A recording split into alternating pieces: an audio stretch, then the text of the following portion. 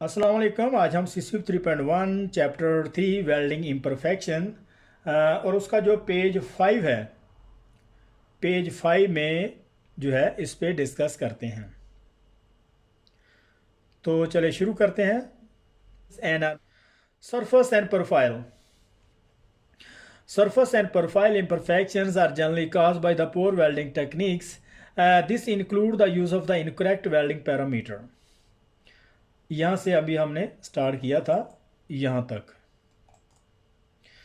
वो ये कह रहा है कि सरफेस और प्रोफाइल की इम्परफेक्शन आमतौर पर पोर वेल्डिंग टेक्निक की वजह से आती है अगर इसमें इनकरेक्ट वेल्डिंग पैरामीटर यूज़ हुए हैं, जैसे इलेक्ट्रोड है, blow pipe size and arc manipulation and joint setup.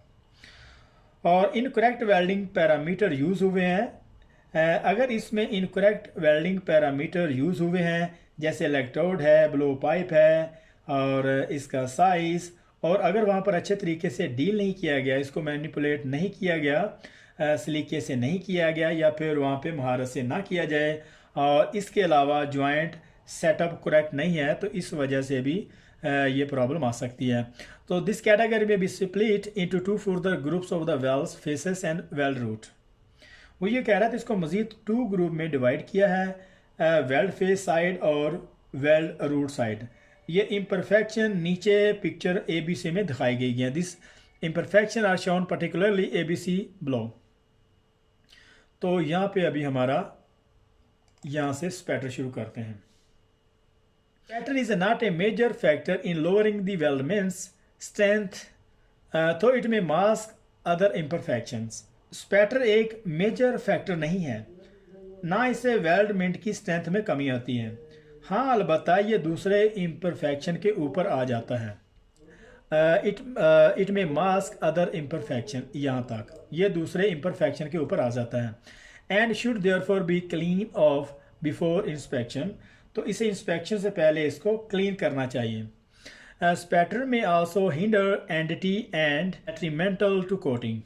Spatter may also hinder एंडिटी and be detrimental to coating.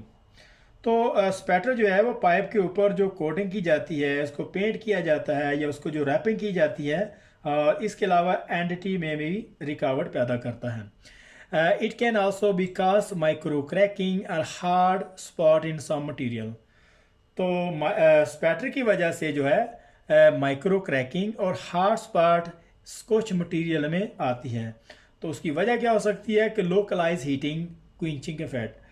तो लोकलाइज हीटिंग और क्विंचिंग इफेक्ट की वजह से जो है इसमें माइक्रो क्रैकिंग और हार्ड स्पॉट आ सकती है। ये यहाँ पे आंसर क्वेश्चन भी है कि माइक्रो क्रैकिंग किस वजह से आ सकती है, स्पैटर की वजह से, और लोकलाइज हीटिंग, क्विंचिंग। तो ये सारा जो आंसर क्वेश्चन है इसको करेक्ट तरीके से इसको देखना है। और लोकलाइज हीटिंग में क्या होता है कि जब इमीडिएटली वहाँ पे स्पैटर पड़ते हैं तो इस एरिया में स्पैटर की वजह से इमीडिएटली वो एरिया जो हीट हो जाता है, और साथ ही जल्दी वो उसमें वो कूल भी हो जाता है, तो उसकी वजह से उसमें माइक्रो क्रैकिंग और हार्ड क्रैकिंग स्पॉट जो उसमें आ जाते हैं। तो नेक्स्ट हमारा है an incomplete fill grooves will bring the weld metal below the design throat thickness and may also cause a high stress concentration to occur. वो ये कह रहा है कि अगर बेवल या ग्रूव को कंप्लीटली डिपॉजिट नहीं किया तो weld metal design throat thickness से नीचे रह जाती है।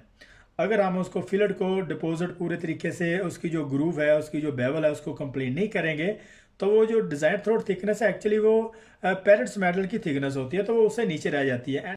लैक ऑफ रूट फ्यूजन की वजह से रूट साइड पे हाई स्ट्रेस कंसंट्रेशन पड़ती है, और ये पोर वेल्डिंग टेक्निक की वजह से है। हाई लो और irregular weld preparations example change in the root face thickness.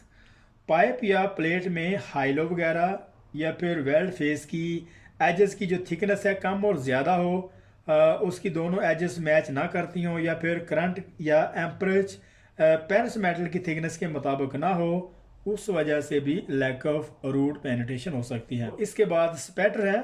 तो स्पैटर में क्या होता है कि ये ज़्यादातर बहुत ज़्यादा हाई एम्परेज हो, तो उस वजह से स्पैटर के आने के चांसेस होते हैं, या फिर उसकी जो